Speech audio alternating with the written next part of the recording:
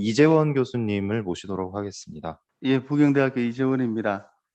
예, 정상수 소장님 굉장히 복잡한 이야기들, 굉장히 방대한 이야기들 지금 한 자료에 다 담으시느라고 충분히 설명을 다 못하신 것 같습니다. 제가 앞에 국가재정 쪽은 저도 잘 모르겠고요. 굉장히 복잡한 이야기고 이제 지방재정 쪽만 이제 하겠습니다. 이게 제목이 이제 왜 지방재산이 이제 비효율적인가 이런 이제 논의들이 들어오는데 제가 이런 논의들을 볼 때 좀 개인적으로 논의 틀이 잘못될 수도 있다. 그래서 이런 거죠. 저는 이렇게 생각합니다. 왜 중앙정부는 지방재정에 비효율적이도록 제도를 그렇게 만들었는가? 예, 이게 뭐냐면 지방자치법은 이제 올해 전부 개정돼서 이제 맞춤형 분권으로 갔습니다. 지자체가 울릉군처럼 한 9천 명 되는 지자체부터 해서 수원시처럼 100만 명이 넘는 아주 대도시까지 이제는 한국의 지방이 굉장히 다양해졌는데 그래서 이 지방자치법이 이제 바뀌었죠. 그리고 지방도 지금 수도권에 경쟁하기 위해서 대구 경북 통합이나 부울경 메가시티나 광주 전화 통합이나 뭔가 다른 플랫폼을 지방 스스로 지금 만들려고 지금 굉장히 노력하고 있습니다. 근데 이렇게 들여다보면 지방 재정은 보면 63년에 만드는 내무부가 산하단체 관리하는 제도 그대로 지금 그 골격 그대로입니다. 그러니까 21세기 상황에서 20세기의 재정 틀을 가지고 운영을 하니까 그게 효율적으로 운영되고 있다는 자체가 잘못된 거다. 그런 인식 자체가 불가능한 일이다라는 거죠. 그래서 중앙정부가 좀 더 개입을 하려고 하는데 개입할수록 더 비효율적일 거다. 왜냐하면 플랫폼 자체가 잘못되어 있기 때문에 지금 시대가 맞지 않는데 계속 그런다는 거죠. 그래서 제가 부산에 있다 보면 제 느낌이 묘한 게 이제 특별교부세 몇 억 따왔다 이렇게 프랭카드 붙어 있으면 아 또 낭비구나. 그러니까 제가 볼 때는 적절하지 못한 건데 왜냐하면 그 중기 계획도 안 들어가 있고 투자 신청도 안 붙어 있는 걸 연말에 따오셨거든요. 스스로 법을 어기신 거예요.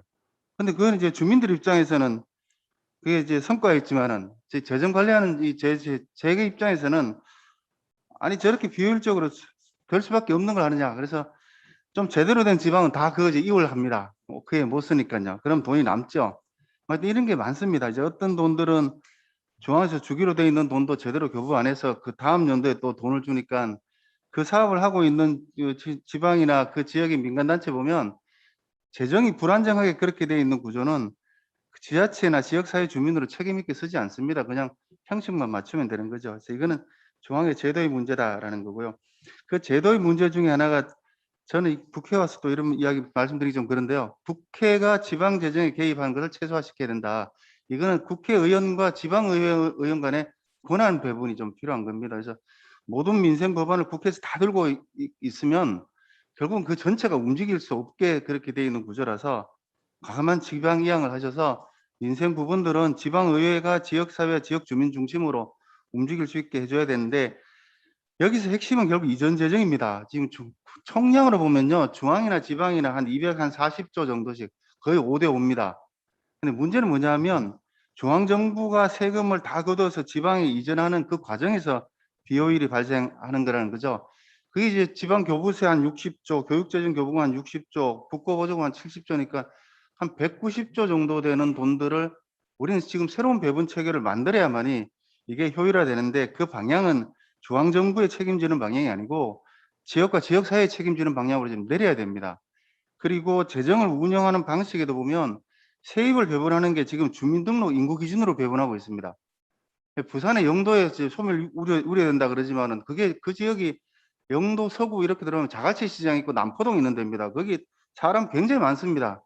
없는 것은 뭐냐면 주민등록 인구가 없다는 거죠. 강원도에 가면 강릉 가면 그 휴양철에 사람 엄청 많습니다. 근데 그 사람이 없다는 이유는 그 등록이 된 사람이 없다는 거죠. 이 주민등록 기준으로 지역을 관리하고 재원을 배분하는 게 굉장히 낡은 틀입니다.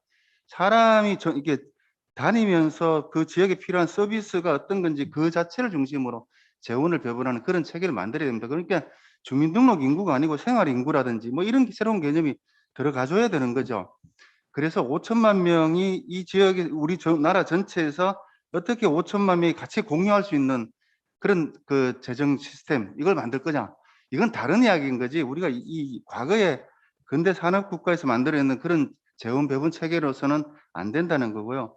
그리고 마지막에 제가 이제 이 재정 비효율성 관리에서 구조적인 문제가 뭐냐면 지방재정사업에서 관할구역 독점 문제가 상당히 심각합니다. 그러니까 시군구 행정구역 딱 만들어지면은 그 지역 내에서는 어떻게 할 도리가 없어요. 그냥 돈이 굉장히 비효율적으로 쓰게 돼 있습니다. 제가 서비스를 옆 동네 가서 받고 싶다. 절대 안 됩니다. 주민등록 소재지가 다르기 때문에 그렇거든요. 그러니까 다 고만고만한 시설에 효율이 안 나오는 것들이 양산되고 있고, 그게 지역사회에서 좀 연선 카르텔이 만들어져 버리면 재정적으로는 굉장히 안 좋은 상황들이 발생하게 됩니다. 그래서 지역 자치단체들 간의 서비스를 경쟁을 시키고, 그리고 관할구역 독점을 해체하면서 서비스는 제대로 나가고도 효율화될 수 있는, 우린 그런 방식을 이제 고민을 하면 저는 답이 있는데, 이제 기존에 있는 틀 속에서 엮여 있는 이해관계가 원체 복잡하다 보니까 잘 그게 조정이 안 됐지 않는가, 그렇게 생각됩니다. 그래서 이런 기회에 좀 전체적으로 다음 차세대 어떤 정부 간 재정 관계 플랫폼들을 한번 새로 만들으셨으면 어떻게 하느냐, 그런 제안을 드립니다. 이상 토론을 마치겠습니다. 네, 교수님 감사합니다. 지자체가 자기 책임으로 자기 지역 문제를 해결할 수 있도록 분권형 정부 간 재정 관계를 구축해야 한다는 말씀이 있었습니다.